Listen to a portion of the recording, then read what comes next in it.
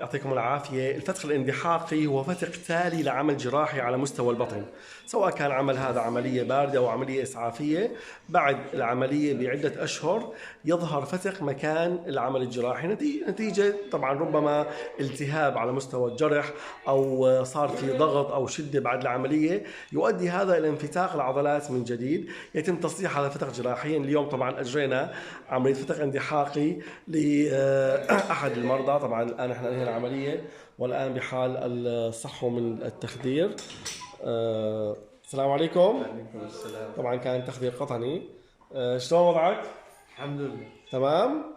الحمد لله رب العالمين. طبعا العملية انتهت بفضل الله عز وجل. الآن يتم خياطة الجلد، تم تصليح الفتق ووضع رقعة مكان الفتق لضمان عدم النكس مرة ثانية. العملية طبعا كانت بالتعاون مع ممرضة المميزة إيكو وطاقم العمليات. الله يعطيكم العافية.